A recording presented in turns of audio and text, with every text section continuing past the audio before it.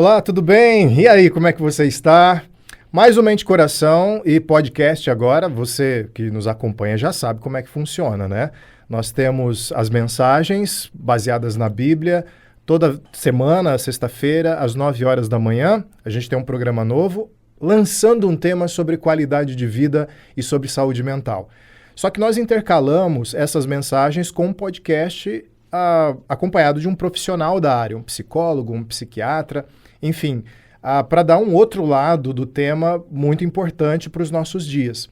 Aliás, se você tem gostado do que tem acontecido no Mente e Coração, do que é tratado no conteúdo, nos temas que a gente tem abordado, você pode fazer algo por nós e algo por alguém que você conheça.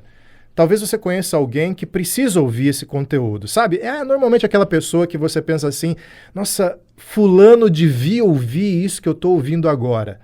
Pega essa pessoa, pensa nela, envia o link do programa pelo qual você se interessou e faz mais, curte. Além de compartilhar, você pode também entrar no canal, ser um seguidor do canal da LPC e ter acesso a vários outros conteúdos. Olha, a LPC tem fornecido, assim, um menu de conteúdos relevantes para a vida das pessoas e que você pode fazer parte abençoando essas pessoas, compartilhando esse conteúdo, tá bom? Conto com você para nos ajudar a fazer essa mensagem chegar ao maior número de pessoas possível. E hoje nós temos, assim, um tema que nós conversamos nas mensagens das outras sextas-feiras, muito importante e muito atual. Nós vamos falar sobre atravessar a desesperança. Como a gente pode atravessar a desesperança sem desistir da vida? E pensando nisso, nós estamos aqui justamente com alguém que vai nos ajudar, é um profissional da área, além de teólogo, né? Nós temos o pastor e psicólogo, né? Carlos Augusto, que está aqui conosco e que vai participar dessa conversa aqui. É muito importante, olha, fecha as outras abas do celular, do computador, busca um local bem assim aconchegante para você, porque o papo vai ser muito bom. Carlos Augusto, muito obrigado, viu, pela sua presença aqui. Muito obrigado, eu que agradeço, é um prazer estar aqui e nessa conversa, nesse bate-papo, e fazendo uma reflexão sobre um tema tão importante, né, que é esse da esperança. E aqui, agora, nesse momento, a gente está tendo um momento reencontros, né? Porque você foi meu professor no seminário, eu acho que foi um semestre e... Dois semestres, né? 2 semestres. Você dava aula... Quais eram as aulas que você dava? Eu lembro que eu fiz uma com você, um módulo. Isso. É aconselhamento pastoral, né? Onde no estágio, você fazia o estágio e a gente fazia o acompanhamento, a supervisão do estágio. E eu também dei aula de psicologia geral e psicologia da religião. Né? No seminário eu comecei dando essas duas matérias. Essas eu não acompanhei, infelizmente. Eu só tive o privilégio de participar do estágio. Isso. E eu me lembro que era depois do almoço, fazer uma roda, né? Os pastores que tinham passado pelos estágios, a gente tinha que dar relatório, falar um pouquinho sobre o que a gente tinha feito e você ia dando os feedbacks, ia fazendo um bate-papo. Estamos num outro bate-papo agora. Estamos num outro bate-papo agora. Anos depois. Olha, faz quase 15 anos. É mesmo? É. Puxa. E eu me lembro, e você aí de casa vai gostar dessa informação, eu me lembro que era o professor mais estiloso que tinha. Porque ele chegava com um carro vermelho antigo, qual que era mesmo? Carmanguia. Um Carmanguia no estacionamento. Os seminaristas iam lá para ficar assim babando pelo carro dele, um carro, não sei, década de 50, 60. Aquele lá era de 1971, mas 71. A série começou nessa época aqui, né, de 50, em torno disso. E eu fiquei triste porque você falou que vendeu ele. Recentemente. Mas com o coração partido? Com o coração partido, com o coração partido. Mas um coração partido que não te trouxe desesperança. Não porque a gente viveu uma experiência, como que eu diria, uma experiência completa.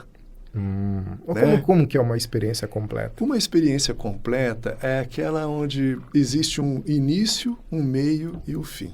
Né? Aquela em que você...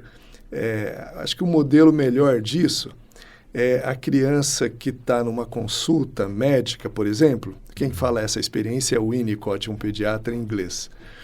E a criança vê uma espátula na frente dele ali durante a consulta. E a criança pega aquela espátula, aliás, a espátula está ali, ela vê, é diferente. Ela olha para o médico, ela olha para a mãe, né? E ela deseja, ela quer, mas ela tem receio. Até que, em um determinado momento, ela se sente confiante. Então, ela vai e pega a espátula. Aí ela brinca com a espátula, ela coloca a espátula na boca, né? E chega uma hora que ela se sente satisfeita. E ela coloca a espátula ali, né? Ou ela joga. A mãe pega a espátula de novo, coloca na mão dela e ela começa como uma brincadeira, ela joga. Até que em um determinado momento, ela fala assim, eu não quero mais brincar. Ela teve uma experiência completa, né? A mãe não tirou a espátula antes que ela tivesse a experiência completa, porque a experiência completa é ditada pelo autor da brincadeira. Olha, você está fazendo explodir muitas coisas aqui na cabeça. Então, o seu carro foi uma experiência completa. Eu tive uma experiência completa. Você o adquiriu, você usou, teve todos os prazeres que você esperava ter naquele carro, comprando aquele carro, que eu imagino que você tinha algumas expectativas ao comprar aquele carro. Acho que a expectativa era andar.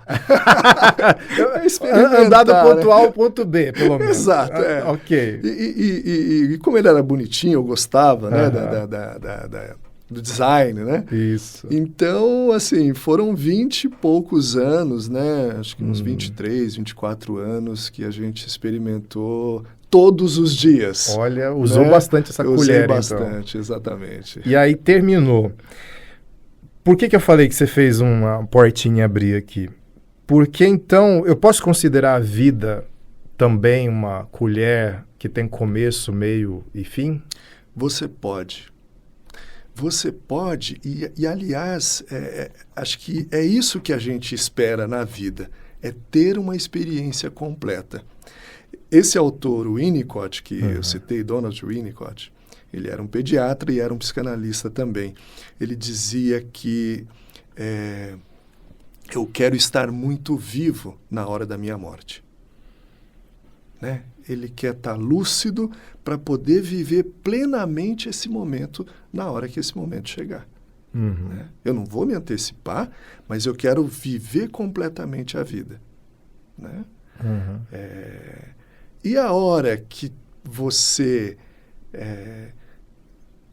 que se completar isso, você vai saber. Né? Você vai. A própria Bíblia, eu acho que ela dá nuances disso. Eu estava conversando uma vez com um pastor, ele foi diretor do Seminário Presbiteriano Independente em São Paulo. O seminário funcionou na casa dele, né, para você ter uma ideia. Reverendo Roldão Trindade de Ávila. Eu sei disso porque ele era avô da minha esposa e faleceu com 89 anos. Né?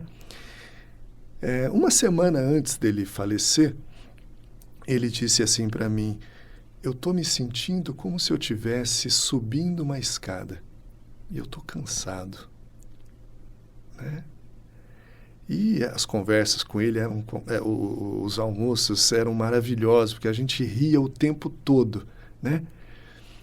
E quando ele falou isso para mim, a gente foi almoçar e também foi uma alegria, mas eu senti que a fala dele era uma fala de completude. Ele viveu muito, né? Com histórias maravilhosas, mas já tinha se completado. E foi assim que ele faleceu. Ele faleceu subindo ou descendo a escada da casa. No meio do caminho, ele parou, sentou e partiu. Agora, isso que você está falando, por exemplo, imaginando esse homem que viveu até 89 anos e teve essa experiência completa. E se esse homem, porventura, aos 40, a gente sabe que ele faleceu aos 89, tivesse dito assim, eu acho que já deu, eu quero que a minha vida se finde. Para você, tanto como psicólogo ou pessoalmente, na sua experiência, qual seria a diferença entre essas duas partidas? Por que, por exemplo, essa com 89 anos, de subindo escada, sentando na cadeira e partindo, parece tão poético assim, parece um sonho de partida, e essa gera lamento pra gente. Não, um homem com 40 anos, que ainda tem vida, ainda pode fazer coisas, querendo que tudo termine. A gente se indigna com essa partida, aos 40 anos, mas a gente é capaz de se conformar, lamentar, claro, mas se conformar, mas sentir que há um processo completado com esse homem aos 89. Por que tem essa... Não são duas partidas? Não são duas pessoas dizendo, acabou? Qual é o problema com essa aqui, com dos 40 anos? Com alguém que pode viver até os 89? Acho que tem uma palavra que você disse que me pegou. Não são duas pessoas dizendo acabou? Sim. A impressão que me dá é que essa de 89, ele está dizendo acabou aqui. Eu vou continuar. Né? Sim. De alguma forma eu vou continuar.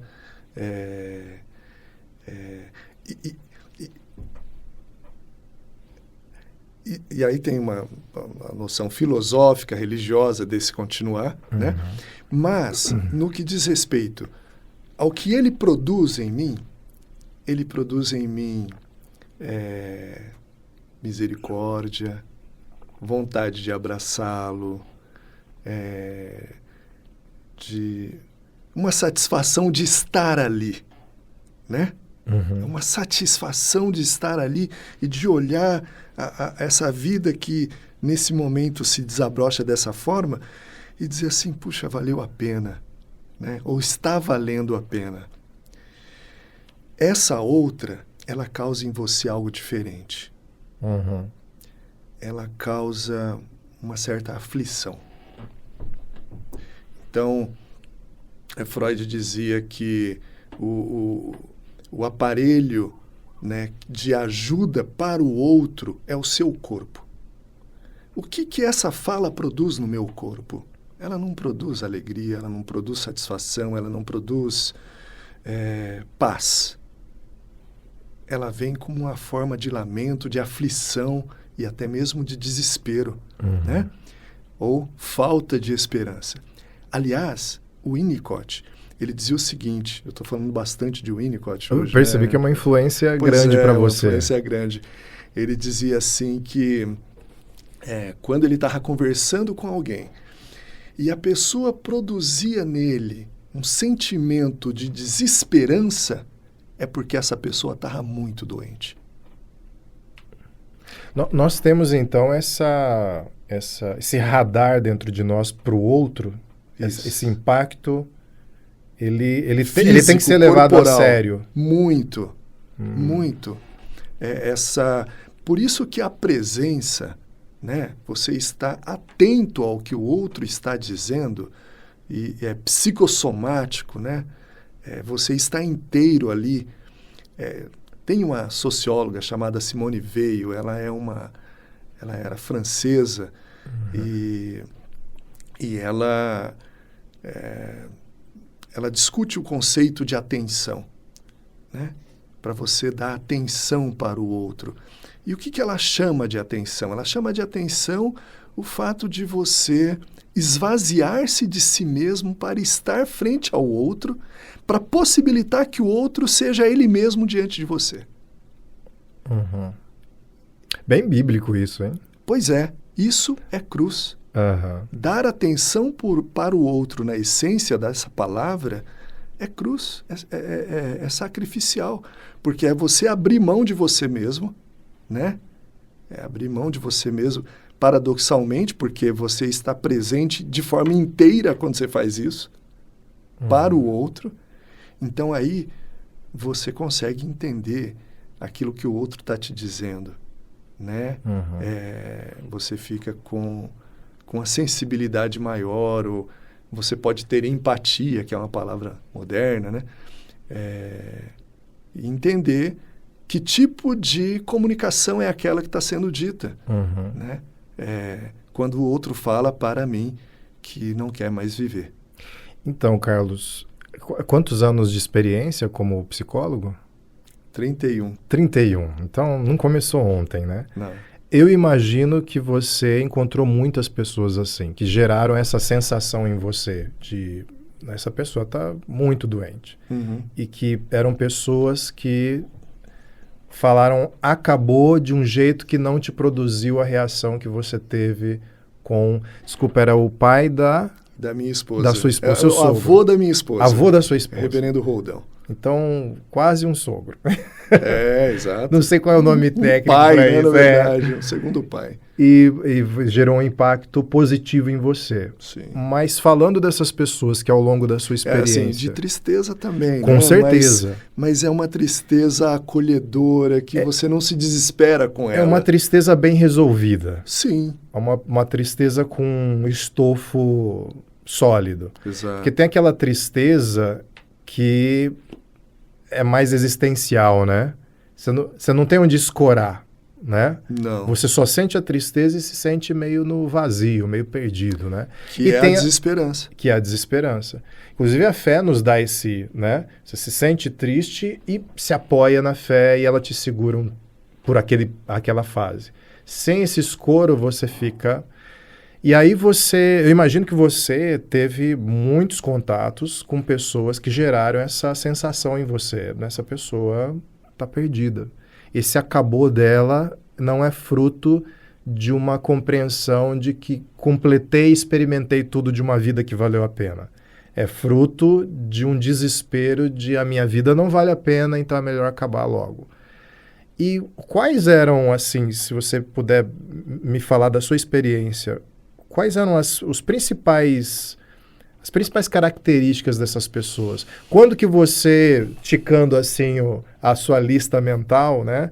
Quando que você dizia assim, eu estou diante de uma pessoa que está com um sério problema? Quais eram as coisas que você verificava no comportamento e no que ela dizia? Tem um padrão, tem um... O ser humano é diverso. Uhum. E as comunicações também são diversas, né? Mas... A grosso modo. A grosso modo, exatamente. A grosso modo. Primeiro, eu preciso entender o que está... Assim, primeiro é aquilo que eu senti. Uhum. Tem um certo desespero aí, né? Ou mesmo que não apareça o desespero, aparece uma fala que ela não está encaixando com aquilo que eu estou vendo. Seja uma rigidez, seja uma palavra que... Ela destoa. Está destoando, não está sincrônico. Por exemplo, uma pessoa está gelada, né, no sentido metafórico, sem emoção alguma, e fala, eu quero morrer, não estou aguentando mais. Então, eu preciso entender melhor isso. Ele está me comunicando que tem um sofrimento. Isso eu já sei. Então, eu preciso entender o que está gerando esse sofrimento. Essa angústia, essa dor, essa falta de esperança. E para isso, eu preciso de tempo para ouvir. E essa pessoa, então, começa a descrever isso para mim, né? Quando ela descreve, na fala, né, ela vai sofrendo todas as emoções que aquela história está gerando nela. Ela vai fazendo conexões. E, por vezes, ela vai criando caminhos enquanto fala, né, que vão abrindo portas, como você disse no início, portas de vida, portas de esperança. Então, você ter tempo e disposição para ouvir o outro no seu sofrimento sem julgar, né, sem apontar erros, né? Olha, se a pessoa está sofrendo e diz que quer morrer, o que está acontecendo? Que ela está querendo fazer algo contra a vida. Quem que ela está querendo matar? Às vezes é o problema. Às vezes é a situação caótica de vida, né? o que ela está dizendo é que ela quer sair daquela situação, não é que ela queira morrer. Olha que importante. Então, não é necessariamente um ódio a si mesmo. Necessariamente. Do tipo, Não. eu quero... Às vezes pode ser. Eu não... Olha, não me gosto, não me quero, não me suporto, vou me matar. Quando a pessoa Mas você está falando de uma outra que é... Eu quero me livrar desse problema, mas me parece que só acabando com tudo que eu vou me livrar dele. Isso, porque ela ainda não achou uma solução. E à medida que você dá espaço para ela falar, para ela compartilhar, para ela interagir e se sentir compreendida, ela se sente fortalecida e ela vai encontrando caminhos. E você pode ajudar lançando pequenas luzes, né, de iluminação para que ela ilumine os passos dela pouco a pouco. Né? Por isso é que é necessário uma caminhada. Né? O tema é a travessia da desesperança, porque de fato é uma caminhada, onde você sai desse lugar da desesperança para ir, ou para abrir, ou descobrir um lugar de esperança. E o que me pareceu até agora? Você se posicionou ao longo desses 31 anos como alguém que estava disposto a ouvir, recebeu o impacto da história dessas pessoas ou da fisionomia que elas apresentavam ou a maneira como elas contavam as coisas, percebeu que as coisas não estavam bem, né? Em algum momento, não sei se 1, 2, 1 mês de sessões, é variado, né?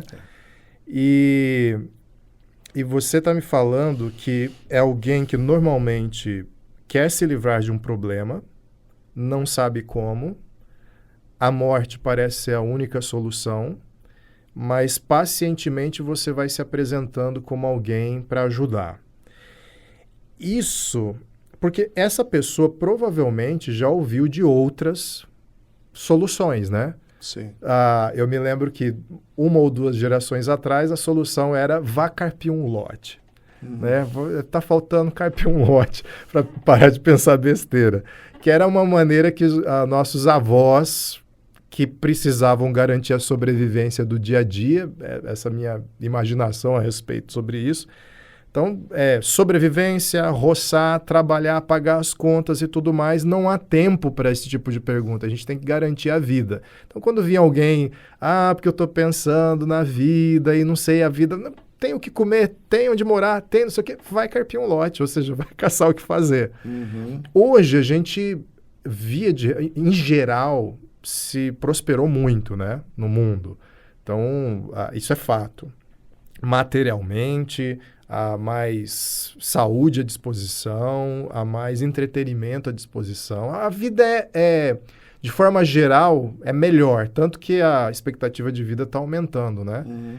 E essa resposta vai carpir um lote já não cola mais. Não dá. Por exemplo, mas ela se apresenta. Se apresenta como? Não falando vai carpir um lote, né? Se apresenta falando, mas olha só, você tem um trabalho, para de pensar nisso. Ou quando a gente se impacienta e quer dar soluções rápidas. Então, essa pessoa está ouvindo isso. Eu imagino que ela se sinta muito culpada até, né? Poxa, está todo mundo me falando que eu não deveria estar me sentindo assim, mas eu me sinto assim. Eu quero acabar com tudo, eu não vejo saída para esses problemas, mas está todo mundo dizendo que tem sim solução. Normalmente aquela aparição relâmpago, né? Então aparece, ouve rapidamente o que a pessoa está dizendo e fala, não, deixa disso e some, né? Aí você se apresenta, você, um profissional, um psicólogo, um bom amigo, se apresenta como alguém, não, eu estou aqui, mas eu não vou partir rápido. Eu quero te ouvir. Me parece que o que você está oferecendo, aí você me diga se eu estou equivocado nessa percepção, você está oferecendo segurança para ela. Sim. Porque você poderia ser mais uma pessoa que ela... o Carlos vai me dizer algumas coisas e tal, e eu já tive essas conversas com outras pessoas, eu sei que o que eu tenho é frescura ou qualquer... E aí você se apresenta, não, pode falar, não vou te julgar, eu vou te acompanhar nessa jornada. Então, ela vai se sentindo segura. Sim. Porque se ela ouve soluções rápidas dos outros e não adotou, porque ela não adotou, né? Ela continua pensando em dar cabo da própria vida. Sim. Talvez não fale mais sobre isso para não se constranger, para não se envergonhar e tudo mais. E ela ouve de você que você está disposto a caminhar, ela sente segurança. Sim. E passa a pensar, poxa, se eu posso confiar nessa pessoa para me ouvir, eu posso confiar num feedback dela em relação a portas que eu não estou conseguindo enxergar. Sim. Eu É isso viajei mesmo. demais ou... Não, é isso mesmo. Agora, quando ela chega para o profissional, para ajudá-la, alguém já fez esse trabalho. Seja a mãe, seja o pai, seja um amigo, seja um pastor, seja um chefe no trabalho que viu essa pessoa em estado de sofrimento e se dispôs a fazer exatamente isso que você falou. Aí, talvez essa pessoa fale, eu não tenho condição de fazer mais do que eu estou fazendo. Né? Não que ela fala isso, mas eu sei que você está precisando de ajuda. Né? E eu tenho alguns caminhos, né, para você. Né? Então, é um pastor, é um psicólogo, é um psiquiatra. Né? Essa pessoa precisa de ajuda. Às vezes, uma boa conversa. Quando é uma coisa mais circunstancial, que a pessoa está desesperada, uma boa conversa e a pessoa se sentindo compreendida, isso já traz esperança. E aí os outros caminhos vão se apresentando. Ela mesma fala assim, nossa, eu não estava percebendo que eu estava tão mal assim. Eu estou precisando de ajuda. Então, do caminho que estou querendo morrer, não tem solução para, puxa, eu estou mal e eu estou precisando de ajuda, foi uma baita de uma ajuda. Já teve um percurso aí. Então, quem chega para mim, geralmente já experimentou um certo grau de esperança, mesmo que ainda persiste, né? A vontade de morrer, ou essa fala de que eu quero acabar com tudo. Né? Mas o que eu quero acabar com tudo? O que é esse tudo? Esse tudo pode ser a dívida. Esse tudo pode ser eu não estou aguentando mais essa dependência. Né? Ela está me consumindo. Né? Eu falei da dívida agora. Quando eu estava em centro de saúde, eu descobri que muita gente que vinha procurar ajuda com problema de saúde mental tinha dívidas. E eu não tinha percebido até então essa questão. Né? E aí eu comecei também a ajudar as pessoas a lidarem com a questão da dívida no consultório. Né? E isso ajudou muito. Então, as pessoas queriam acabar a dívida, não queriam acabar com a vida. Mas como elas não tinham mais esperança, não sabiam, não tinham recursos, tinham vergonha, né?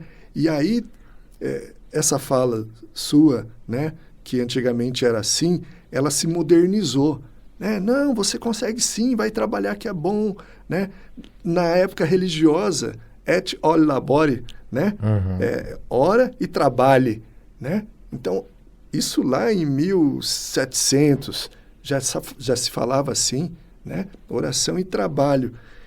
Tirou a oração, ficou o trabalho, né? Mas o conteúdo vai dar certo. Quando você... a gente fala da classificação de depressão, ela não é a mesma...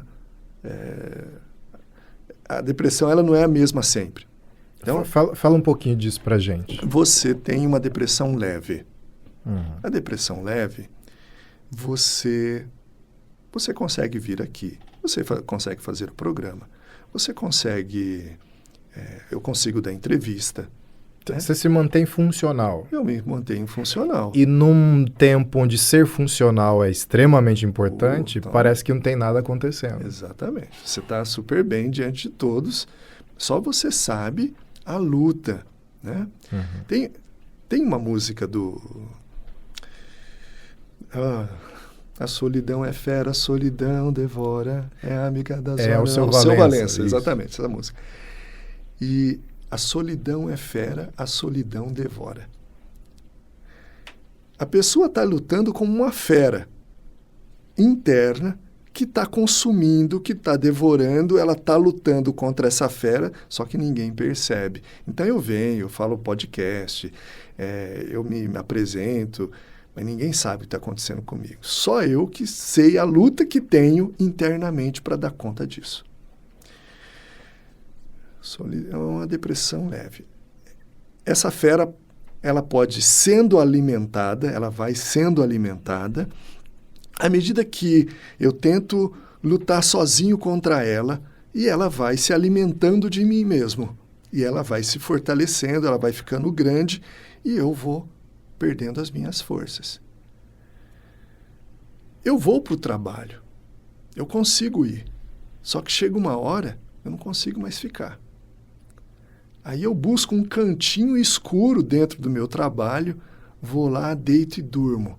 Eu não tenho forças para voltar para a sala, para pegar um telefone, para fazer um texto, para estar com as pessoas. Eu não consigo mais, né? Porque eu sinto que eu estou sendo consumido. As pessoas começam a perceber que alguma coisa não vai bem. A gente já está falando de uma depressão moderada. Eu já não consigo... Quem convive um pouco mais comigo já começa a perceber que tem algo que não tá legal. E às vezes eu estou fazendo tudo isso, assim, às vezes eu estou lá no pastorado. Eu estou no pastorado, eu consigo pregar, eu consigo fazer a coisa, mas tem alguma coisa que não está bem, mas eu ainda estou fazendo um esforço tremendo. No moderado, já começa a influenciar no meu trabalho. Quando a coisa chega no trabalho, é porque já está moderada e já está ficando grave. Que é um dos grandes pecados do nosso tempo, né? Sim. Viva o que você quiser do lado de fora da empresa, só não traga o lado de fora da empresa para dentro da empresa. No dia que isso acontecer, o pecado do nosso mundo moderno já... não pode, tanto né? que isso é muito, muito dito em TV, né? Você vai pegar, por exemplo, futebol, o pessoal... Não, o que acontece fora do campo não tem nenhum... É coisa da vida do sujeito. Se ele quiser virar à noite, se ele quiser usar droga, se ele quiser viver só de noitade, de bebida... Só que a gente sabe que uma hora isso entra dentro do campo. Quando entra dentro do campo, aí começam-se as críticas, de verdade. O que é um jeito de dizer assim, a gente não quer saber da pessoa. A gente quer saber se você ainda produtivo. E a Simone Biles, que é essa atleta olímpica, né? Ah, sim. Que vencedora, ela deixou de competir por causa de um problema pessoal, da saúde mental dela, né? Psíquica. Teve gente que entendeu, mas também foi muito criticada. Sim. Não sei se você se lembra. Simone Biles, uma das maiores ginastas da sua geração, nas Olimpíadas de Tóquio, né? Ela desiste de competir no meio da disputa. Sim. Porque não se sentia bem, mentalmente bem, né? Emocionalmente bem. E agora retornou e ganhou medalha de ouro. Isso. E levou E se ela tivesse falado, não, eu vou ir assim mesmo que eu me destrua no caminho, será que ela estaria agora na França? Possivelmente ela estaria destruída. Então foi um gesto corajoso. E veja, quando chega no trabalho, né, tem uma hora que não dá mais. Ela precisou, ela não ia conseguir mesmo, né? Ia piorar a situação, né? Então foi muito sábio da parte dela, da parte da equipe que apoiou essa retirada para ela se cuidar, para ela ser campeã agora. Ela poderia se queimar ali, né? Sim. Poxa, você vai deixar a gente na mão agora? Sim. E a espera para um retorno desse cuidado, digamos assim, é demorada. 4 anos até a próxima Olimpíada. Sim. Sabe-se lá o que aconteceu nesse meio tempo de críticos e tudo mais, não é? No não caso foi assim, dela, desistir no final de semana, no outro final de semana já voltei. Né? Não, tem um apoio da família, tem um apoio da instituição, tem um apoio da mídia, né? Ela teve um apoio grande, teve críticos também. Mas se você tem um apoio familiar, né, institucional que está ali com você, você dá conta de manter aquilo e atravessar a desesperança e a dor, né, para surgir para o mundo de novo. Mas teve uma coisa que você falou nessa depressão moderada que me chamou a atenção e envolvia no trabalho mesmo. A gente está falando de alguém que já deve ter percebido, eu não estou bem, lá na depressão leve, mas o que faz normalmente, e a gente vê no meio pastoral isso, acho que talvez na clínica também, a pessoa só resolve fazer alguma coisa e as outras pessoas só resolvem falar você precisa procurar ajuda quando pega no trabalho, que é o que você falou. Então passou aí um período de tempo de sinais de alerta ignorados até prejudicar o trabalho. Sim. O quanto o trabalho é importante, mas chega a ser um ídolo mesmo, né? Porque o ídolo, ele consome a gente, né?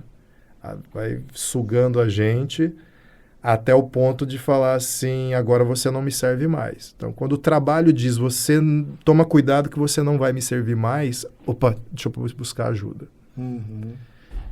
Isso na clínica, em algum momento você chega a tratar disso? Por exemplo, se alguém chega assim para você e você diagnostica ou percebe, está com uma depressão moderada, e ela diz assim, eu não posso continuar assim porque meu trabalho precisa de mim e não sei o quê. Na verdade, está repetindo um discurso, talvez, do trabalho. Ou da crença que ela tem de que o trabalho é a coisa mais importante do mundo. Então, eu só vou me arrumar, me consertar para que não atinja meu trabalho. Essa ordem é correta? Você precisa ajudá-la a problematizar isso, né? Porque assim, o meu trabalho é importante. Quem que é mais importante aí? Né? Porque desculpa, tá? Porque você me deu esse gatilho. E se envolver nesse processo de reavaliação o descarte do trabalho? Por uma outra carreira ou qualquer... Eu já vi isso acontecer antes, né? A pessoa está num trabalho super estressante, onde ela se desgasta naquilo, e no final de um processo de autodescoberta, a conclusão dela não é mais esse trabalho. Eu vou buscar um outro trabalho menos estressante, que eu seja igualmente útil, produtivo. Esse trabalho aqui, esse ídolo aqui, talvez tenha um discurso de protesto assim, você está desistindo, você está se acovardando, você está... Com que negócio é esse? Essa impressão que eu tenho, mas... Você encontra essas pessoas? Como que você trabalha uma pessoa que diz assim, eu estou te procurando porque está atingindo o meu trabalho? Em outras palavras, o trabalho é quase uma pessoa dizendo assim, o trabalho, minha esposa ou meu esposo está reclamando e está falando que vai se divorciar de mim se eu não fizer alguma coisa. Isso me soa tão esquisito. O que você faz nesse momento? Assim, a pessoa mesmo, nesse processo de conversa e de despojamento da alma, né? Você vai entendendo o que está acontecendo com ela. Às vezes é uma questão, às vezes o problema é o trabalho, né? Eu não gosto de estar aqui, eu estou aqui... esses dias eu peguei um Uber, né? E o rapaz, a gente estava conversando e ele disse para mim assim, eu sou formado em administração, em contabilidade. Eu sou formado em contabilidade, mas eu fiz para agradar meu pai. Nunca trabalhei. Quer dizer, ele trabalhou, mas não aguentei ficar lá. Aí, para não continuar lá, eu fui para administração. Mas eu ainda fiz para agradar meu pai. Hoje, sim, eu estou numa profissão, eu estou construindo uma profissão que é minha. Eu estou fazendo educação física. E para manter a educação física, eu estou trabalhando no Uber. Assim, se ele ficasse ali, o trabalho ia matá-lo. E aí o ídolo não é nem mais o trabalho, né? Foi o pai. O pai. O pai era essa figura a quem ele deveria agradar. E olha, o rapaz fez 2 faculdades, não foi só uma. Mas ele não conseguiu ficar em nenhuma, porque não era a escolha dele. Era a escolha do pai, né? Quando ele faz a escolha dele, ele fala assim, não, agora eu estou animado. Eu já estou até atuando, né? Eu já estou no último ano, então já está surgindo alguns trabalhos e eu estou completando aqui no Uber, mas estou feliz da vida, né? Então, durante o processo, você consegue ir junto com a pessoa, porque é ela que traz isso. A questão é ela que vai trazer. Qual é a questão? A questão é o trabalho, a questão é que a escolha não é minha. Ou eu tenho dúvida. Uma boa parte, eu não estou lembrando as estatísticas agora, mas eu vi uma estatística de estudantes que passam na USP, né? Uma boa parte não fica, porque não é a primeira escolha. Eu mesmo já acompanhei pessoas que foram para a universidade e que estavam sofrendo, mas que não era a escolha. Quando fez uma outra escolha, que não era a escolha da família, mas que era a escolha da pessoa, aí a coisa foi, né? Ou, geralmente, você tem segundas opções, né? A pessoa faz a primeira opção, vai na segunda, e aí calha de ser a segunda que ela passa na segunda opção. E aí eu falo, puxa, mas no fundo não era aquilo que eu queria, né? E a pessoa precisa se desfazer. Só que tem toda uma... a família tem expectativa, a família está, né, investindo, mas não é a opção dela. E ela descobre isso porque ela, enfim, você faz uma escolha com 18 anos, 19 anos, né? E aí, de repente, você descobre que não é aquilo. Eu fiz teologia, foi a minha escolha de 18 anos. Eu fui pastor durante 3 anos. Mas qual foi a minha escolha de fato? Magistério teológico, psicologia. Eu queria ir para o seminário para fazer psicologia e teologia, né? Psicologia e teologia era a minha escolha, né? Quando eu cheguei no seminário e fazendo os trabalhos e o primeiro pastorado, né? Eu descobri que o que eu queria mesmo não era estar na igreja como pastor, semanalmente pregando, não era aquilo que eu queria fazer. Eu queria estar com as pessoas, cuidar das pessoas, mas de outra forma. E como eu tinha iniciado no magistério teológico, eu falei, é isso que eu quero fazer. Eu me sinto pastor aqui, né? Aqui sim. Então, eu tive que... não é fácil isso, porque você investe energia, tempo, mas isso vai te construindo. Isso vai construindo uma relação afetiva, identitária com essa escolha. Mas, de fato, não é essa escolha que você quer, né? Você quer ir para outro caminho. Você até consente. Quando eu fui para o ministério, o ministério pastoral, né, eu fui falar com o reverendo Roldão, né, por isso que eu falo que ele era um pai para mim. Ele falou assim, não, vai. Né? Eu falei, estou em dúvida, não sei se eu vou. Não, vai. Se você não gostar, você sai. Simples, né? Simples assim. Ele era um professor de várias cadeiras dentro do seminário de teologia, ele era diretor do seminário de teologia. Né? Ele falou assim, não, vai. Se você não gostar, você sai. Aqui é o si, né? Isso. Mas tirando a figura desse mentor, você poderia se debater até por mais tempo e sofrer desnecessariamente por algo com uma resposta tão simples, né? Pois é. E dependendo da pessoa, esse sofrimento poderia se tornar uma questão. Aliás, o que está me parecendo? Eu estou tentando juntar aqui na minha cabeça. Então, nem todo mundo que quer morrer, a maioria das vezes, ele quer, na verdade, se livrar de um problema. Sim. E algo antes disso é entender o porquê que aquilo se tornou um problema. Sim. E nesse processo você precisa se descobrir. Porque a descoberta do rapaz que você mencionou foi a de eu estou vivendo pela expectativa do meu pai. Isso.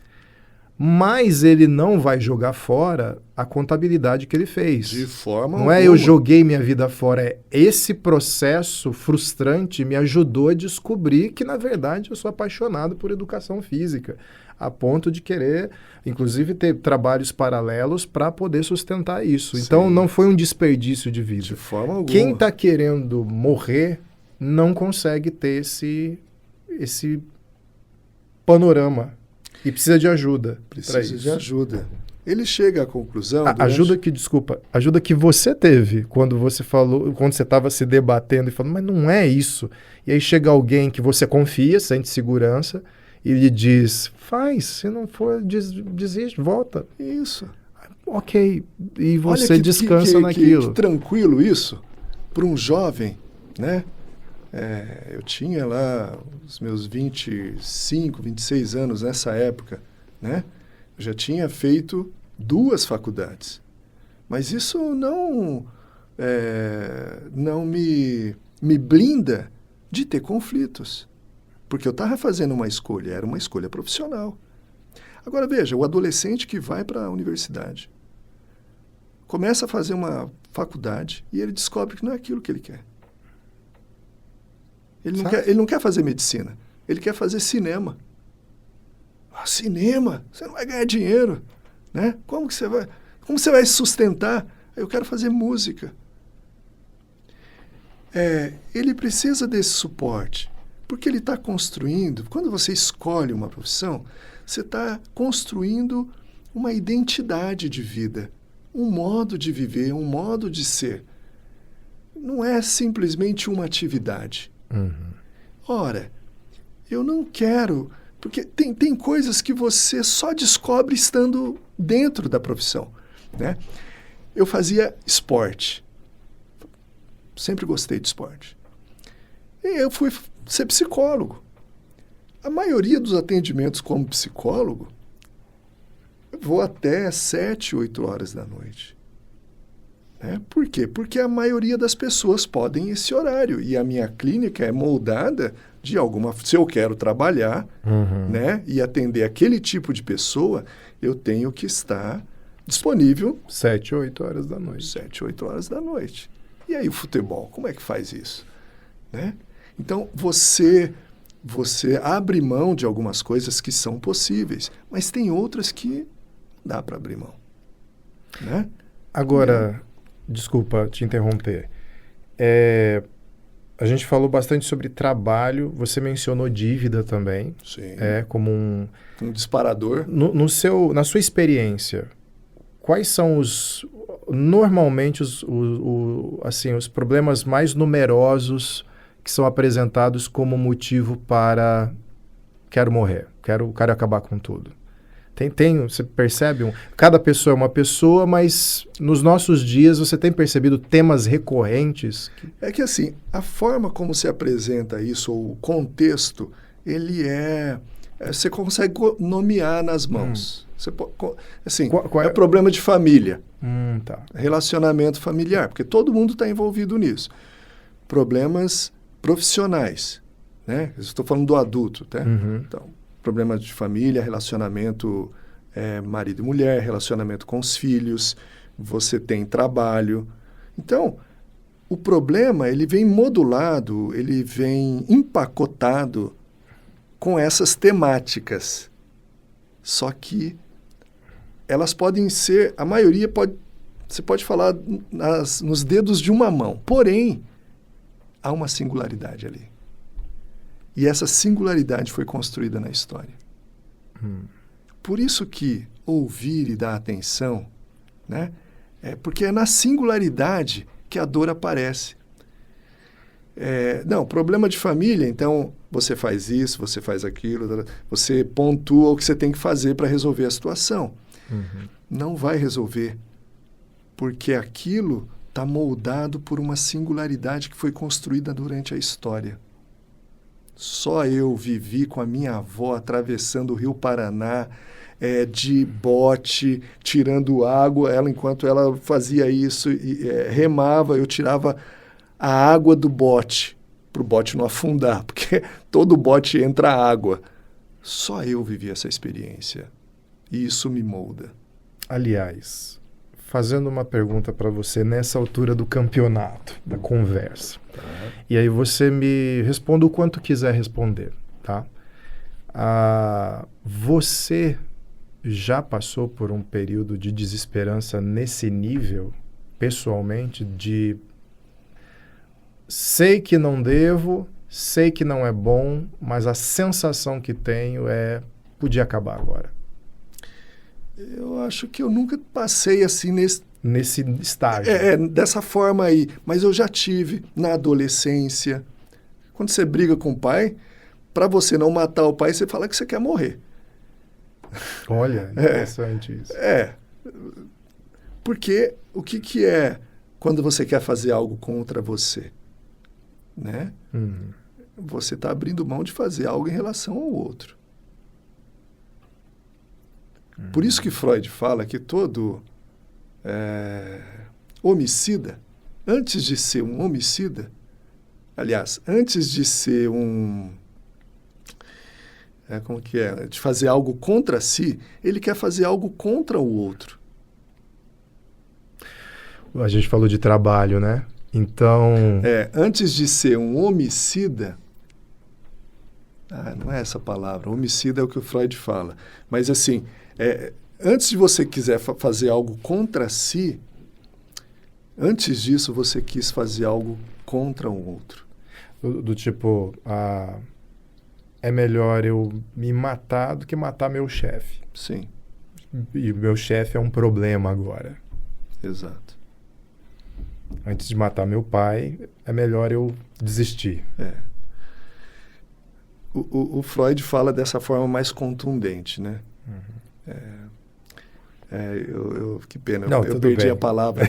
Né? Eu também não o contraponto da palavra, então, né? Mas daqui a pouco vem, talvez. Né?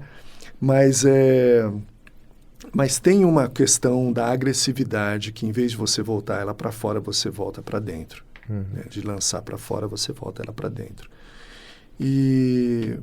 Mas essa agressividade, né? Ela é uma potência que você pode usar para construir e não para destruir. E aí, no processo de ajuda, a pessoa vai descobrindo isso.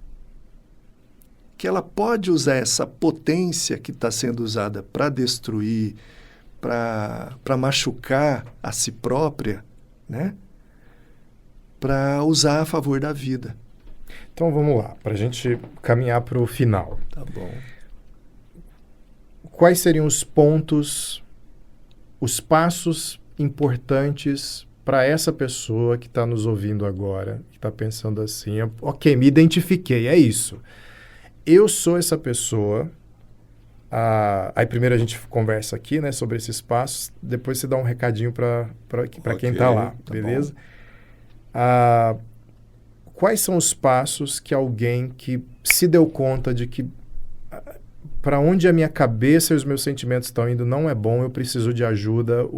Acho que eu preciso de ajuda já é um primeiro, né? Sim. Mas quais seriam os passos para ajudar essa pessoa que se deu conta de que não está bem, de que essas vozes, esse sentimento, essa emoção que contribui para querer acabar com tudo não é uma coisa boa e ela não quer isso?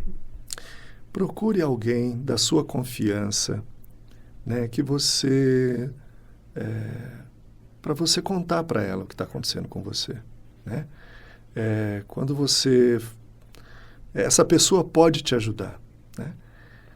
Se, todavia, você olhar do seu lado e achar que não tem ninguém, busque um profissional, né? O padre, o pastor, pessoas de autoridade que você... o médico, né? Vá ao médico, o clínico geral, né? Ou um amigo, né? Ou os pais dos amigos, né? E isso é interessante, porque assim, na adolescência, os pais, eles... você precisa de apoio dos outros pais para cuidar da adolescência. A adolescência você não cuida sozinho, tá? você cuida... Normalmente o adolescente está em conflito com seus pais. Né? Isso, mas com o pai do amigo, não. Que é o pai legal. O pai legal, não. Então, às vezes o pai legal, ele pode ser um grande apoio e conforto. Nossa, isso já aconteceu. Na minha família, assim, eu tenho 2 meninas, né? Então, tem várias amigas e a gente se ajuda, os casais, para cuidar em grupo, porque eles são em grupo. Então, tem que formar grupo também de casais. Formar comunidades. Formar comunidade. Então, às vezes o pai do amigo é um bom ouvinte, é um bom conselheiro, é um bom cuidador que vai poder te dar esse suporte, né? Quando não tem isso, a ajuda de um profissional. Centro de saúde. Centro de saúde tem pessoas que podem te ajudar, né? Tem psicólogo, tem terapeuta ocupacional. Aliás, o serviço de saúde, o SUS, ele está organizado para dar conta de parcelas daquela população, né, com todo o corpo clínico dele, inclusive quando a pessoa tem problema que ela quer dar fim à sua vida. Quando eu estava no centro de saúde, o psiquiatra e eu, a gente formava uma parceria e também tinha a educadora e a terapeuta ocupacional. A gente tinha uma lista de pessoas que a gente sabia que poderia dar cabo da vida dela, né? A gente já sabia disso. Então, eu atendia e ele atendia. Eu atendia semanalmente. Ele atendia a cada 15 dias e, às vezes, atendia semanalmente também, né? E a gente sabia, porque tem estatística, que naquela região tantas pessoas podiam morrer. E os mais prováveis era aquele grupinho ali que a gente estava cuidando. Então, assim, esse ano conseguimos manter todos vivos, né? Porque a gente estava cuidando semanalmente daquelas pessoas. Então, no centro de saúde há ajuda. As pessoas precisam saber disso. E lá é um espaço onde o profissional está ali para cuidar da parcela da população daquele bairro. Se você não tem ninguém, mas, ou mesmo tendo, você pode ir no SUS, no centro de saúde, que vai ter uma equipe de saúde mental para cuidar de você. Se não tem equipe de saúde mental, tem o clínico geral, tem a ginecologista, tem o dentista. Há ajuda. Que às vezes a conexão surge com pessoas que nem são exatamente da área, né? Sim. Mas que se souberem ouvir e souberem... Mas o profissional de saúde, ele está capacitado para isso. Inclusive para ter as ferramentas para gerar essa conexão. Sim, porque ele vai ouvir a pessoa, ele vai poder medicar, se for o caso, mas ele vai ouvir. E ele vai, ali dentro da equipe de saúde, tem o psicólogo. Se não tem ali no centro de saúde, tem no distrito. E essa pessoa, ou no centro de saúde ao lado, algum apoio ela vai ter. Ok. Tá? Ok. Bom, ela precisa de ajuda, né? E se ela tem condição, ela também pode buscar um profissional, um psicólogo, um psiquiatra. Se ela tem plano de saúde, no plano de saúde tem ajuda. Né? O que ela não pode é ficar sozinha lutando com esta fera que quer devorá-la por dentro. Essa fera precisa mostrar a cara para o mundo. E quando essa fera mostra a cara para o mundo, ela vai ver que essa fera não é tão feroz assim.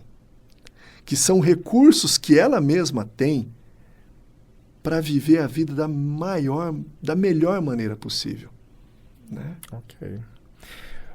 Assim, só para eu não ter um derrame aqui, porque eu me lembro que você falou da depressão leve, da moderada, aí eu falo derrame porque parte da minha cabeça está falando assim, tem que falar de todas, né? Tá.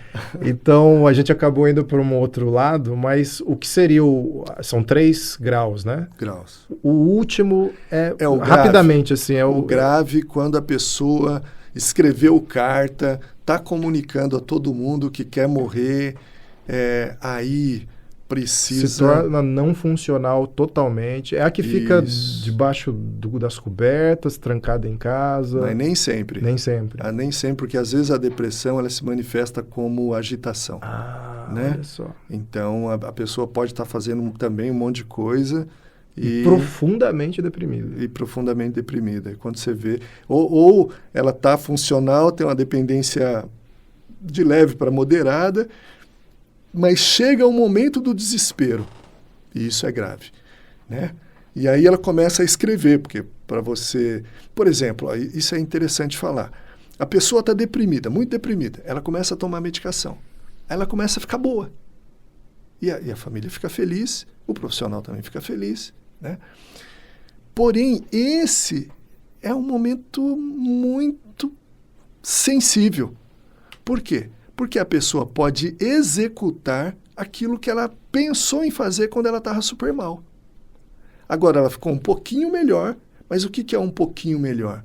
É a motilidade e não os sentimentos.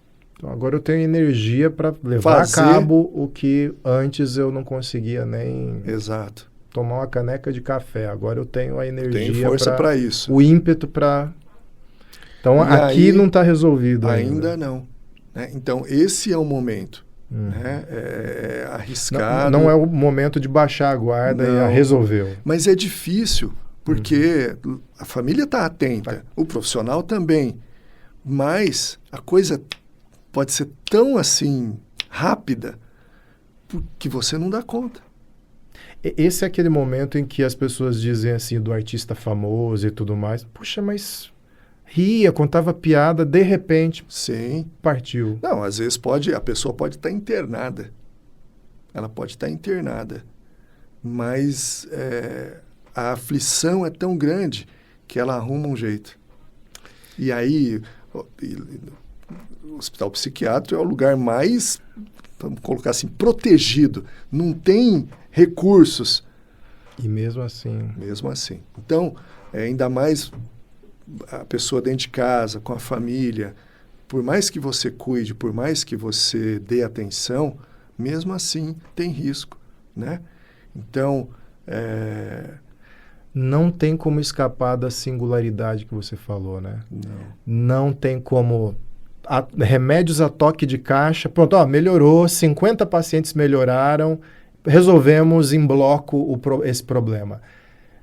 Cada um tem uma jornada e precisa ser resolvida. Sim, ali. O ser humano ele é um ser complexo, né? Tem a questão comportamento, tem a questão psíquica, tem a questão fisiológica, porque às vezes também pode ter uma questão fisiológica presente, né? Então você precisa lidar com medicação, com psicoterapia, com atividade física, com comunidade, né? Com o trabalho, então, veja, com amigos. É uma comunidade que cuida. Não é a família, não é o trabalho, não é a igreja, é a comunidade. É tudo isso. Né? É quem for o ator naquele momento ali, naquele lugar. Né? Mas toda a sociedade, ela é responsável pela pessoa. Né? Agora, assim, a gente falou sobre... Nossa, assim, dava para falar tanta coisa. A gente tem que fazer 50 programas sobre o assunto. Mas, assim, eu sempre penso, e essa parte do podcast sempre foi concebida pensando nisso, que quando duas pessoas estão sentadas falando de um problema de uma terceira, essa terceira tá ouvindo, interessante e tal, olha só como eles estão especulando e falando entre as duas de quais são as características, quais são as formas de sair desse problema. E eu? E aí isso foi pensado dessa maneira. Você, Carlos, se pudesse falar com essa pessoa, ela está nesse momento agora, atrás daquela câmera ali, tá olhando, eu não sei se chorando, derramando lágrimas no celular, ou se ela tá fria, como você até mencionou, que é um comportamento possível, ou se ela está irônica, falando, olha eles falando aí, assistiu até agora, mas está debochada, achando, eles não sabem o que... E às vezes a gente só precisa olhar para elas e falar com elas, né? Então, se você puder olhar para aquela câmera e falar com essa pessoa do coração, o que é que você diria para ela? Eu diria, bom, eu não sei o que está acontecendo com você, que tipo de sofrimento você está expressando e como você está lidando com ele nesse momento. Mas, se você está pensando em fazer algo contra si, né? Eu quero dizer para você que esse fazer algo contra si pode ser uma resposta definitiva para algo que é circunstancial. O que eu estou querendo dizer é que esse sofrimento que você está vivendo e que está te fazendo sofrer, te fazendo chorar, te fazendo querer desistir da vida, ele tem solução. Ele é circunstancial. Você já viveu tantas coisas na sua vida e você sabe que as coisas passam, elas não são eternas. Por isso, o que eu digo é, não queira dar uma resposta definitiva para um problema que é circunstancial, que se você tiver apoio, você vai conseguir lidar, a sua vida vai ficar melhor do que está agora. Esse sofrimento, você vai lidar com ele, você vai ter apoio e você vai continuar vivendo a sua vida, porque se você fizer algo contra si, que é definitivo, você não vai poder experimentar isso que eu estou te falando. Muito obrigado, Carlos. Obrigado. Deus abençoe. Obrigado. Foi muito boa conversa. Tenho certeza que você também achou isso. E não perca o próximo Mente Coração. Semana que vem a gente tem mais mensagens para o seu coração e em breve mais podcasts também. E eu espero, Carlos, que a gente possa repetir essa conversa. Acho que foi muito boa e tem muita coisa para falar ainda, né? Temos. Mas obrigado mais uma vez, viu? Eu agradeço o convite, a dinâmica da conversa, me senti muito à vontade aqui com você e eu agradeço. Obrigado e até breve. Tchau.